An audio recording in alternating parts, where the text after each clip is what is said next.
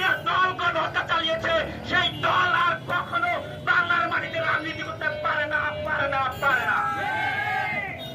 আমরা 2024-এর গণ আন্দোলনের পর, গণ অভ্যুত্থানের পর যে ইন্টারিম সরকারকে বসিয়েছি, সেই ইন্টারিম সরকারের বসার পর প্রথম দায়িত্ব ছিল গণহত্যাকারী দলকে নিষিদ্ধ করা, বাংলার মাটিতে পরবর্তীতে রাজনীতি করার সুযোগ না দেওয়া।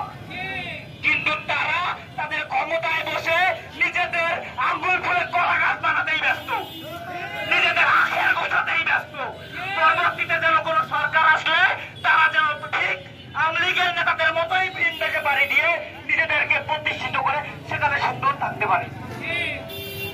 আমরা এই সুযোগ হইতে দিতে পারি না। বাংলার মাটিতে যারা গণহত্যা চালিয়েছে তাদেরকে আর বাংলার মাটিতে কোনোভাবে রাজনীতি করার সুযোগ আমরা দিতে চাই না। ইন্টারিমকে আমরা জানাতে চাই, খুব শীঘ্রই যদি আপনারা আওয়ামী লীগ নিষিদ্ধ না করেন তাহলে আমরা তীব্র আন্দোলনে যাব এবং 24 গণ অভ্যুত্থানের জুলাই ইউনিটকে যেভাবে সবাই নেমে এসেছিলাম আমরা সবাই নেমে আসবো। এই বলে আমার বক্তব্য শেষ করলাম। ধন্যবাদ সকলকে। আমরা চেয়ারে বসিয়েছি, সেই অন্তর্বর্তী সরকার আজকে আমাদেরকে রাজপথে নামতে বাধ্য করেছে। আমরা আর নতুন করে রাজপথে নামতে চাই না। আমরা উপদেষ্টা পরিষদকে বলে দিতে চাই, আপনারা আগামী 24 ঘন্টার মধ্যে আওয়ামী লীগকে ব্যান করবেন। আওয়ামী লীগকে ব্যান করে প্রজ্ঞাপন জারি করবেন, সারা বাংলাদেশের মানুষ দেখবে। একটা ফ্যাসিস্ট দল এই দেশে ছিল, সেই দলকে আমরা বিচ্ছিন্ন করে দিয়েছি এই দেশের মাটি থেকে। এই দল আর কখনো কোনোদিন এই বাংলাদেশে রাজনীতি করার অধিকার রাখে না। যারা সাধারণ জনগণের বুকে গুলি চালাইতে দ্বিধাবোধ করে না, তারা এই বাংলার মাটিতে রাজনীতি করার অধিকার রাখে না। তো বন্ধুগণ, আমরা দিনাজপুর জেলা গণ অধিকার পরিষদের পক্ষ থেকে উপদেষ্টা পরিষদকে হুঁশিয়ার করে দিতে চাই, আপনারা দ্রুত আওয়ামী লীগকে ব্যান করুন এবং যারা শহীদ হয়েছে শহীদদের পরিবারদেরকে দ্রুত ক্ষতিপূরণ দিন এবং আহতদের চিকিৎসার পাশে দাঁড়ান। আপনারা এখন পর্যন্ত যারা আহত হয়েছে তাদের লিস্ট জনগণের সামনে তুলে ধরতে পারেন নাই। আপনারা এই আহত এবং নিহত পরিবারের লিস্ট তুলে ধরতে আপনারা ব্যর্থ হয়েছেন।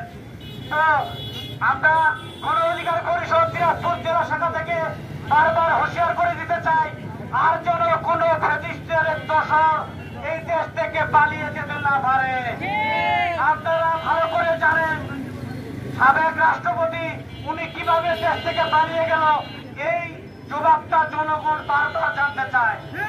আর যেন কোন আওয়ামী লীগের দোসর এই দেশ থেকে না পালিয়ে যেতে পারে।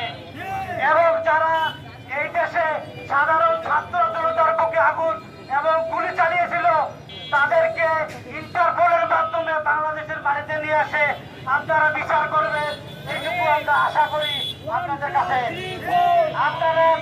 আমরা প্রধান উপদেষ্টাকে বারবার করে হুঁশিয়ার করে বলতে চাই, আপনি উপদেষ্টা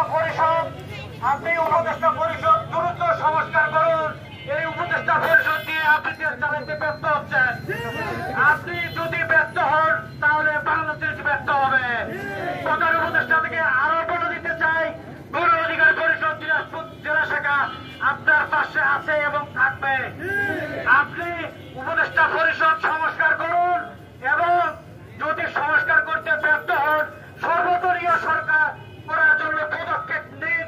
গণ অধিকার পরিষদ আপনার পাশে থাকবে।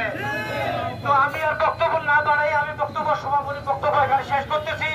আমরা অল্প সংখ্যক লোক নিয়ে হঠাৎ প্রোগ্রামে আমরা আসছি, সামনে আমরা আবার